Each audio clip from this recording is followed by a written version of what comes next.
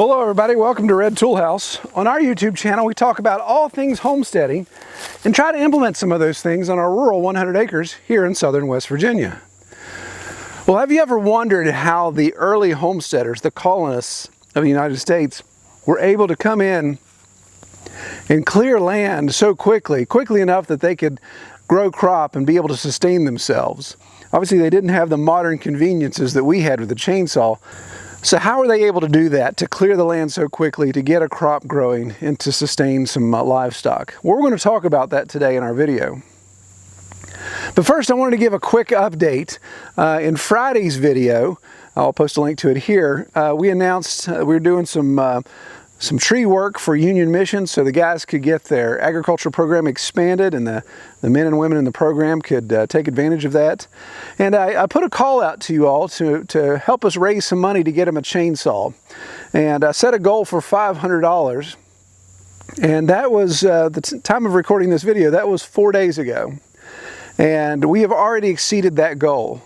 In fact, I think we're over $700 now when I last checked this morning. So, man, that's super exciting. I tip my hat to you all. You guys are a great bunch of people. I really appreciate all of those of you given. It's inspired me to keep going.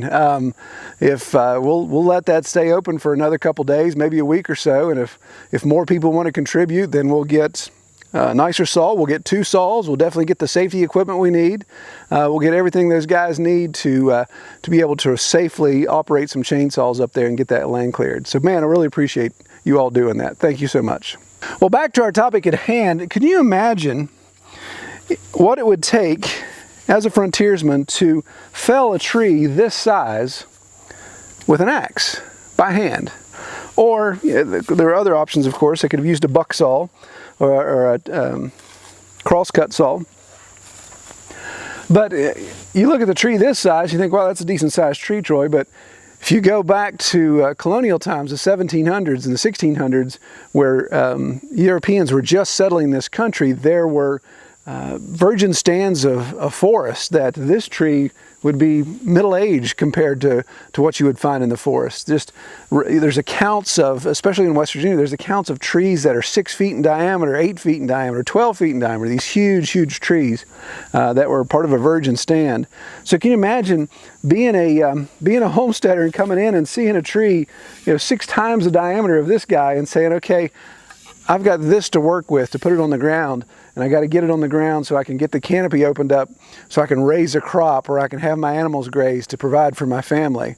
Seems like a pretty daunting task, doesn't it? And what makes it even worse is once I get a tree that size on the ground, what am I going to do with it at that point? It opens up the canopy, but then it's even more of an issue on the ground because I have even more material to contend with. So it'd be tough to do that by hand. Well, in this video, talk a little bit about homestead history. I want to share an account from a book that I've shared previously, and I'll link to that video up here.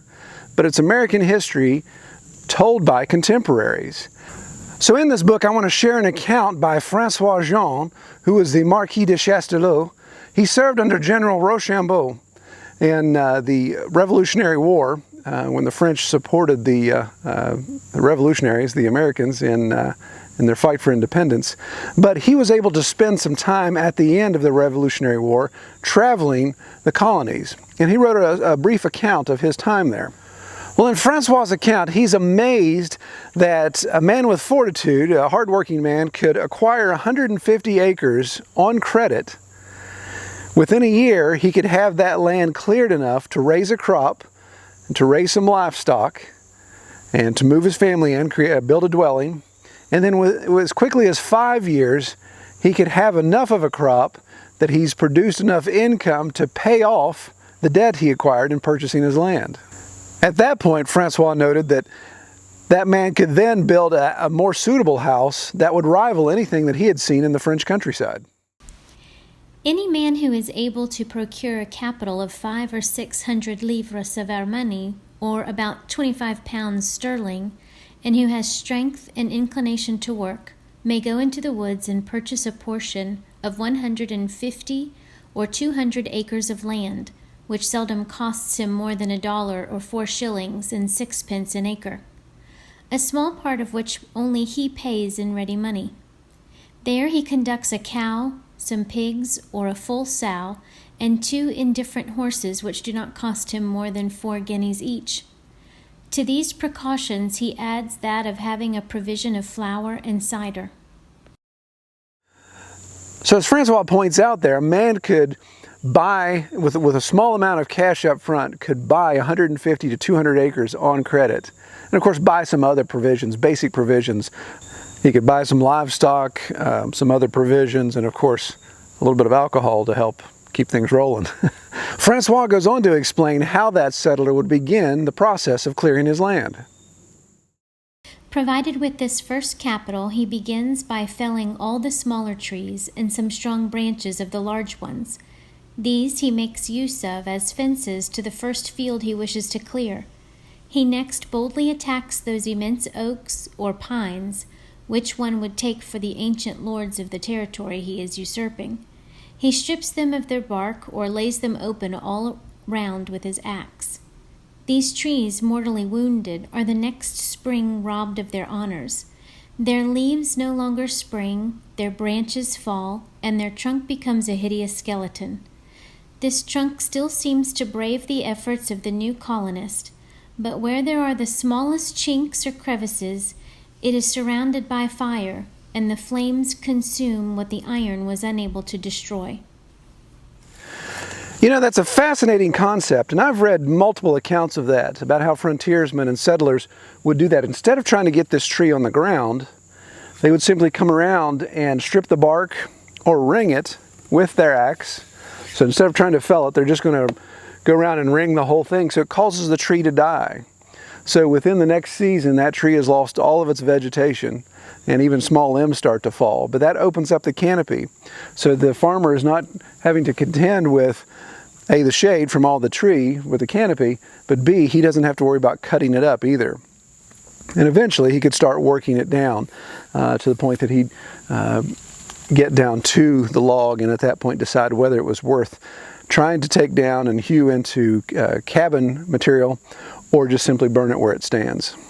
Francois goes on to explain then how quickly crops could be planted and increase could come from that. The grass grows rapidly. There is pasturage for the cattle the very first year, after which they are left to increase, or fresh ones are brought and they are employed in tilling a piece of ground which yields the enormous increase of 20 or 30-fold. The next year the same course is repeated, when at the end of 2 years the planter has wherewithal to subsist and even to send some articles to market. At the end of 4 or 5 years he completes the payment of his land and finds himself a comfortable planter. So imagine the soil at that point, obviously virgin forest. Just imagine the topsoil that was built at that point. So much nutrient in that soil, so his planting could yield just a huge abundance of crop, to the point that within the second season he's raising enough crop to sustain himself and his family. And then in just a couple years he's got crop that he can sell and actually produce an income. Francois then explains how the settler, now out of debt, can focus on actually building a house that's much more suitable for his family. Then his dwelling, which at first was no better than a large hut formed by a square of the trunks of trees, placed one upon another with the intervals filled by mud, changes into a handsome wooden house, where he contrives more convenient and certainly much cleaner apartments than those in the greatest part of our small towns. This is the work of 3 weeks or a month. His first habitation, that of 48 hours. I shall be asked, perhaps, how one man or one family can be so quickly lodged? I answer that in America a man is never alone, never an isolated being. The neighbors, for they are everywhere to be found, make it a point of hospitality to aid the new farmer.